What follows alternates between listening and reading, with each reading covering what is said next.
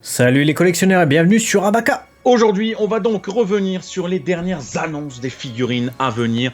Soyez sûrs d'une chose, vos vitrines et vos étagères ne sont pas prêtes à recevoir tout ce que nous allons annoncer aujourd'hui. Ouh là là, si on n'est pas prêt, ça c'est pas bon, parce qu'effectivement c'est vrai qu'il y a beaucoup d'annonces, et on va commencer par quelque chose qui prend pas trop de place heureusement, c'est les Q-Posket Dragon Ball, avec cette fois Lunch qui est annoncé, évidemment elle sortira en deux coloris. L'avantage avec Lunch c'est qu'elle a deux couleurs de cheveux différentes.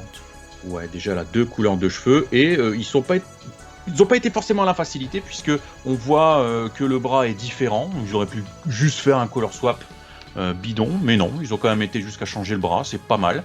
Et en tout cas, elle est plutôt mimi. Franchement, je peux pas dire. Elle est franchement réussie, je suis extrêmement ravi de cette annonce.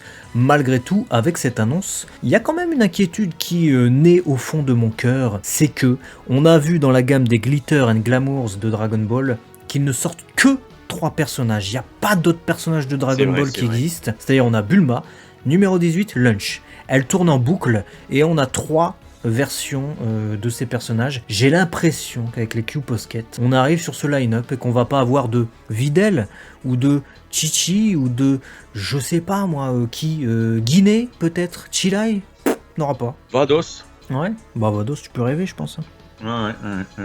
Enfin voilà, dites-nous dans les commentaires quelle serait la Q-Posket que vous attendez le plus. Et nous, on va du coup enchaîner avec la prochaine annonce. Prochaine annonce qui concernera donc les Dragon Ball Son Goku FES qui continue et qui nous dévoile un nouveau Goku qui sera dans la pose de combat qu'il prend contre Vegeta durant l'arc Saiyan. Une pose qu'on a déjà vue évidemment chez les Sculptures Big série 7.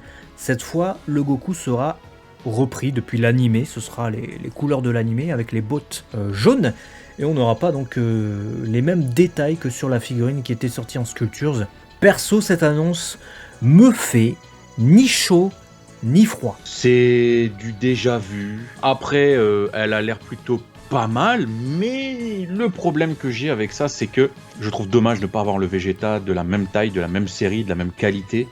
Donc elle va être totalement seule, et c'est dommage. Bah, d'autant plus que ouais c'est ça, c'est des Son Goku FES, donc ne vous attendez pas à voir sortir Vegeta dans cette gamme.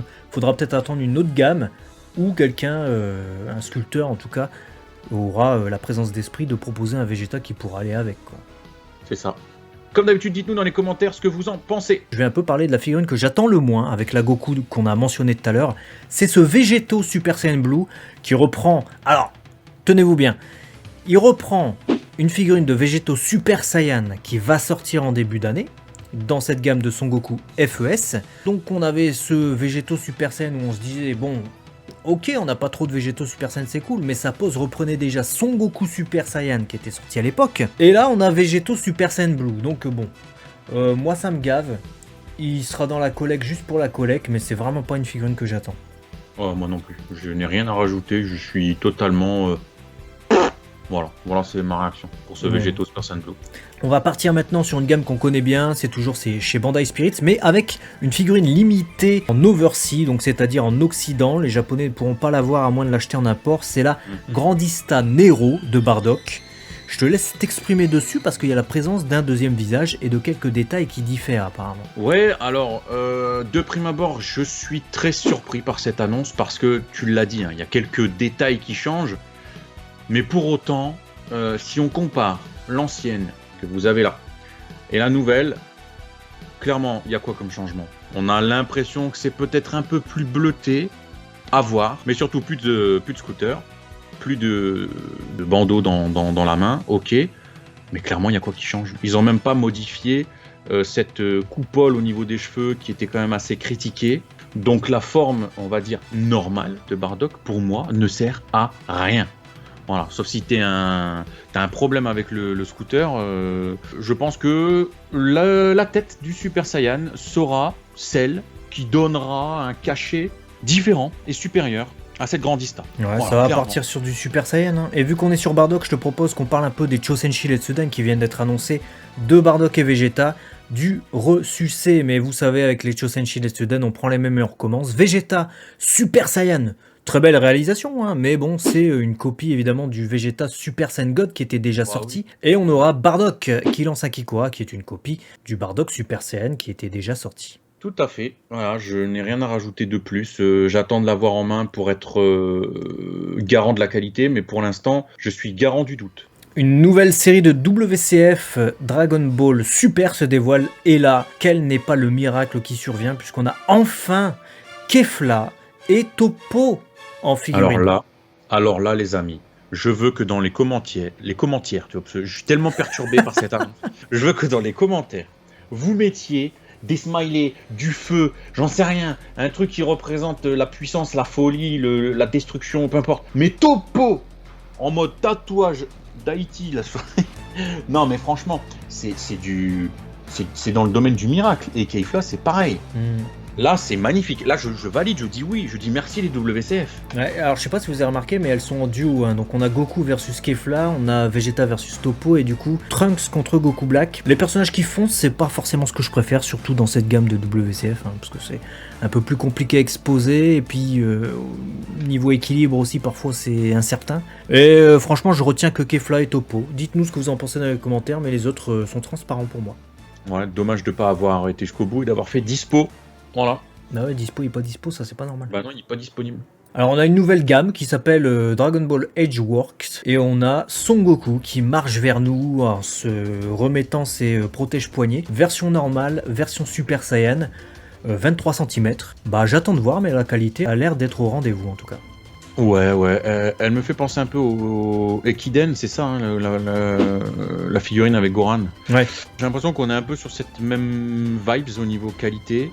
Je vais pas dire que j'aime pas, puisqu'ils essayent d'apporter un mouvement dans la figurine. Il y a moins ce côté statique. On a vraiment l'impression qu'il se déplace et qu'il est en train de remettre son protège-poignet. Donc il y a quelque chose de vraiment, vraiment sympa. Limite, je préfère même la forme normale que la forme Super Saiyan pour le coup. J'attends vraiment de voir. C'est une grosse curiosité pour cette proposition. Moi aussi, je suis très curieux. Et je suis très curieux sur les figurines qui vont sortir au mois de janvier. On arrive de toute manière au mois de janvier. Bonne année si vous regardez cette figurine au mois de janvier. On va vous mentionner 3 figurines qui viennent de dévoiler des visuels en HQ, haute qualité, avec notamment la Son Goku Maximatic 5, Son Goku Super Saiyan God, qui est en train de faire son attaque spéciale contre Broly dans le film DBS. Bah écoute, je sais pas quoi en penser de cette figurine. Ça m'a l'air très rose hein, au niveau des cheveux. Ouais. Après, est-ce que c'est la lumière qui fait ça? J'ai l'impression que ça manque de détails. Encore une fois, est-ce que c'est la lumière qui fait ça? Mais comme on est habitué à avoir des figurines beaucoup plus sculptées et travaillées, je sais pas. Alors les Maximatiques, que je rappelle, sont des figurines assez grandes. Je pense que cette Son Goku devrait mesurer au moins 23 cm. Je pense. Après, évidemment, on a les Ultimate Soldiers qui sortent et qui sont inaugurés avec cette série GT de Son Goku qui existe en 2 coloris. Enfin, 2 coloris, c'est pas vraiment des coloris, c'est une tête swap avec la forme normale, la forme Super Saiyan.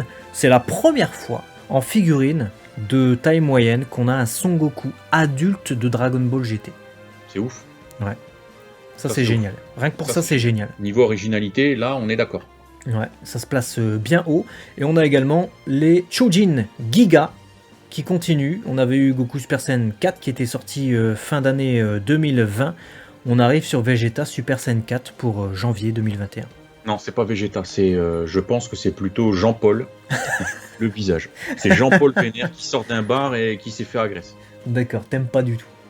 Ah, le visage, frère, je vois pas Vegeta, moi. Moi, je vois un personnage vénère, mais... D'accord, tu vois Jean-Paul. Bah écoute, je te propose qu'on se quitte sur d'autres licences très rapidement. Allez. Avec notamment cette grande line Child de Shanks qui arrivera pour, surfer sur l'arc Wano Kuni. J'adore, perso.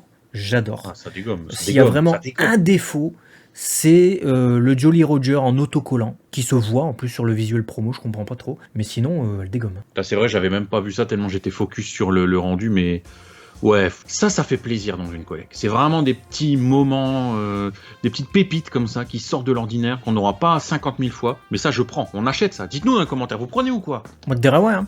Et on a également Goldie Roger qui débarque enfin dans la gamme des King of Artists. Waouh, ah ouais. Je veux. Bah ouais. Je veux. Ça, c'est le Goldie Roger ouais. qu'on retrouve en plus dans l'arc Wano Kuni, dans les flashbacks, hein, évidemment, parce qu'il est un peu mort. C'est sûr que tu veux mon faciès. Mais, ouais, putain, il dégomme. Ouais, il dégomme. Hein. Il dégomme. Hein. Le niveau de détail, il est quand même bien poussé. Hein. Ouais. Ouais, franchement, ça dégomme. Les bottes, même le côté, tu vois, les finitions du pantalon là qui partent en voile et tout, comme les typiques de cette époque-là, pirate un peu noble, tu vois. Je trouve ça dégomme. On a vraiment l'impression que il va faire qu'il va y avoir une légèreté au niveau de la finition de son pantalon. C'est génial. Non, des figurines de Roger, il n'y en a pas énormément, donc ça va toujours faire plaisir. Ça, par contre, c'est un personnage qu'on a beaucoup déjà en figurine. C'est Nico Robin qui revient dans la gamme des Glitter and Glamours avec cette fois le Kung Fu Style. Bon, bah écoute, j'espère qu'on aura comme d'habitude pas ce rendu trop plastique. Voilà. Pas comme Bertrand, hein, mais c'est ce qu'on a peur. Quand on voit vraiment de longues jambes, il faut vraiment pas que ça fasse trop monobloc jaune. Quoi. Ouais, comme dans Papa Longue Jambe. Ouais, c'est ça. Voilà, exactement. Tu préfères laquelle ? Je préfère... la noire permet d'avoir plus de relief, donc à l'œil ça apparaît harmonieux. Après la blanche, elle a le mérite d'être originale, donc je dirais elle est la noire pour le relief peut-être. Ouais, moi je dirais la noire direct. On termine avec My Hero Academia très rapidement avec une nouvelle gamme qui s'appelle Evil Heroes et qui mettra à l'honneur Himiko Toga pour le premier personnage de cette gamme. Moi je valide, puisque c'est vrai que des méchants en figurine de MHA on en a moins nécessairement, donc je dévoie. Et j'aime bien le personnage, donc carrément. Ouais, elle est bien. Elle est bonne idée, j'aime bien. Niveau Amazing Heroes ou Amazing, si tu parles bien anglais, tu sais qu'il y a Hawks qui débarque. Et il va être en position plutôt aérienne. Aérienne, ouais, dynamique, on va dire. Franchement, elle est pleine de promesses.